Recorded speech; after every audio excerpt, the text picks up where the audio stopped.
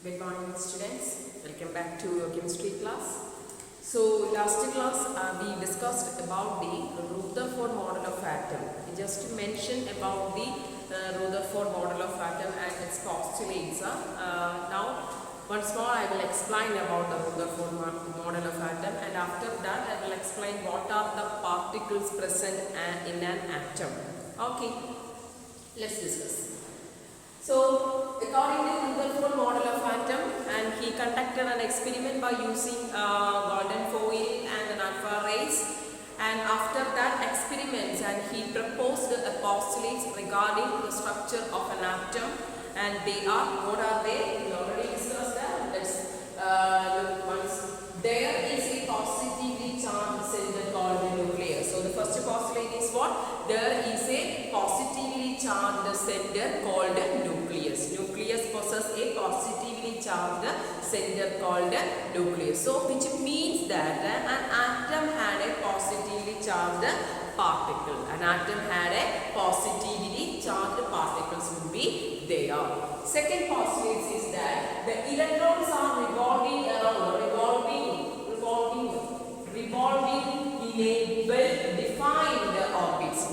well-defined orbit. So a positively charged particle is there, and that positively charged particles will reside at the center of an atom, and then around the center, around the nucleus, and the negatively charged. What is electrons? Electrons are negatively charged. Electrons are revolving around the nucleus. Is not in a random way, in a well-defined orbit, in a well-defined circular path. That is the second postulate. Third one is the size of the nucleus is small as compared to nucleus. Size of the nucleus is small compared to atom. When you consider an atom, and when you consider the size of a nucleus, when you comparing both these, and Rutherford found that the nucleus size is very small than atom. That is a very small in nature, and comparing to the atom, the nucleus is also very small. So these are the three postulates given by Rutherford model of atom. So actually, when you consider about the model of atom, both these scientists, J.J. Thomson we already discussed, Rutherford now we completed, and both these scientists had tried to give the arrangement of the different charged particle present in an atom. So what are the charged particles present in an atom? That's we are going to now discuss. And after that we will move on to the Bohr model of atom.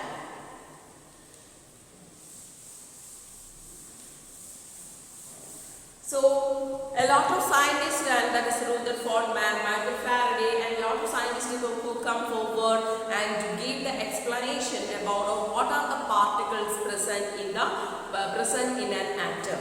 That is, when you consider an atom, according to Dalton's concept, atom is indivisible. Atom cannot be broken down into subatomic particles. But later studies reveals that atom can be divisible. Atom can be divided into mainly three components, and they are positively charged protons. Atom consists of the first particle, which is positively charged protons, and second one is negatively charged electron. The second component or second particle present inside an atom is a positively charged protons and negative charged electrons. So positive charged proton is present inside the atom, and negative charged electrons is also present inside the atom. And one more particle is there. They are chargeless. That means that they possess any type of charge. That means either positive or negative charge. They does not possess any type of charge. Chargeless particle, and that chargeless particle is called as a neutrons.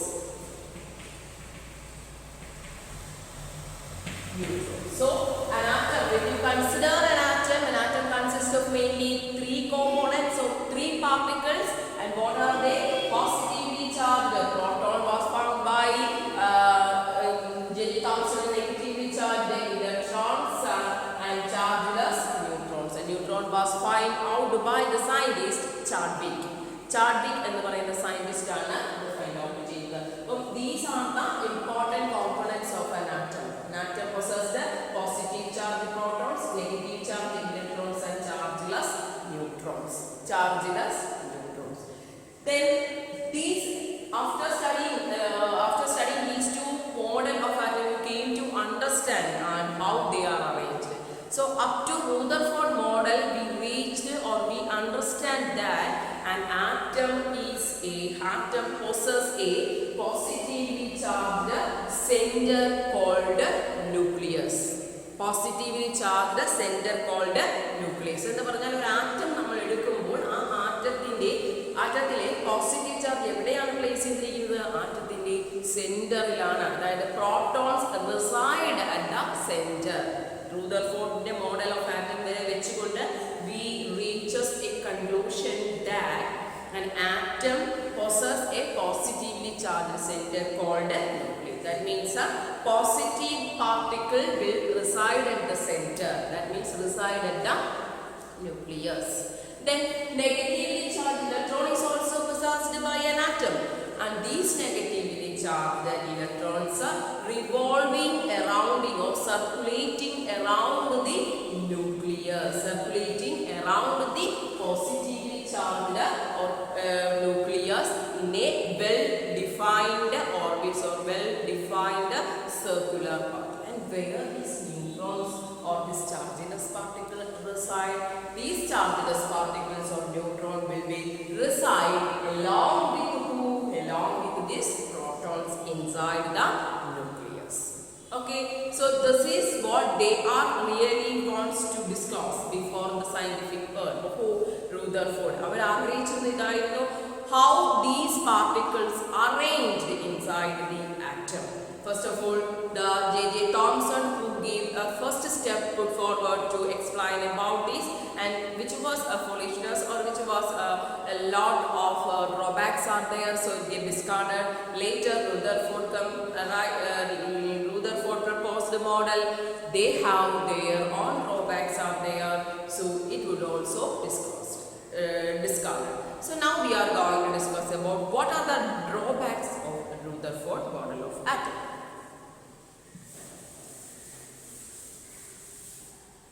So Rutherford model of atom postulates we discussed. Now we are going to discuss about its drawbacks. Drawbacks. According to Rutherford model of atom, the electrons are revolving around the nucleus. According to Rutherford, the electrons are revolving around the nucleus. Electrons are negatively charged. Isn't it? So negatively charged ആയിട്ടുള്ള ഒരു particles ഇങ്ങനെ revolve ചെയ്യുമ്പോൾ what will happen? എന്ത് സംഭവിക്കും? Fainting അല്ലേ?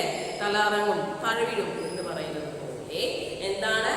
Electrons while revolving, the electron loses its energy and will be fall down at the center and the atom will collapse.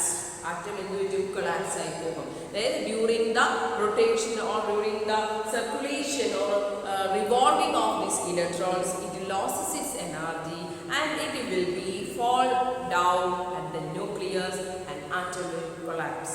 ഇങ്ങനെ സംഭവിക്കാം എന്ന് സയന്റിഫിക് വേൾഡ് പറഞ്ഞപ്പോൾ Rutherford had no words to justify their arguments. That means that is the Rutherford drawbacks. He could not explain the stability of an atom. What is the drawbacks? Could not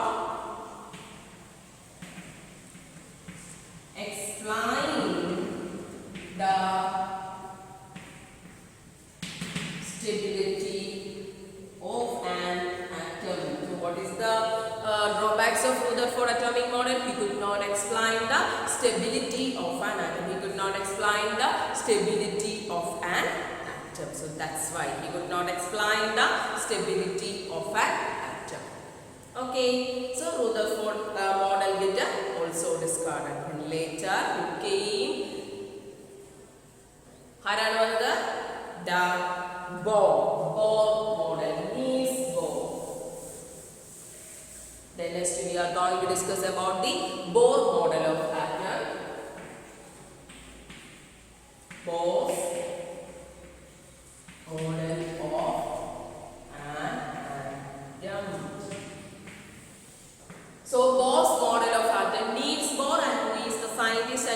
give the structure of an atom, how these protons, electrons are arranged. All the things will discuss or will be given by this Niels Bohr.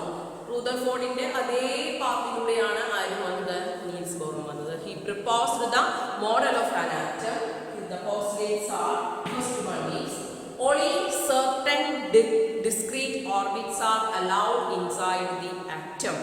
ആറ്റത്തിന്റെ ഉള്ളിൽ only certain discrete orbits are allowed inside the atom. Okay, then first one is only certain discrete orbits are allowed inside the atom. So inside the atom only certain discrete orbits are allowed, and these electrons are revolving around these discrete orbits and they do not radiate energy. Second one is electrons are revolving these orbits and electrons do not radiate energy. As Rutherford said, when electrons are revolving, they radiate energy and will be falls down at the nucleus and atom will collapse. But Niels Bohr separately explained about that case, that is, while electrons are revolving this orbit, these certain discrete orbits are allowed inside the atom, that in discrete orbit only through the electrons are revolving. While revolving these electrons around the nucleus, they do not radiate energy. Energy radiate ചെയ്താലല്ലേ atom collapse ചെയ്യുള്ളൂ. അപ്പോൾ അദ്ദേഹം പറഞ്ഞു electrons energy radiate ചെയ്യത്തില്ല. So what happened? The electrons are very free to revolve around the nucleus. So that is the second postulate was given by Niels Bohr. What are they? The electrons are revolving these orbits. Okay, it's okay. The same as Rutherford. And then apart from the Rutherford, Niels Bohr said that electrons do not radiate energy. While revolving, the electrons do not radiate energy. Electrons do not radiate energy. So what happened? Atom will not be collapsed. Okay, so these are the main two postulates given by Rutherford. And according to Bohr model, according to Bohr model of atom, the structure of an atom in such a way that, according to Bohr model of an atom, the structure of an atom is in such a way that is, at the center nucleus, protons and the neutrons are present inside the nucleus. Then certain discrete orbit or circular paths are allowed.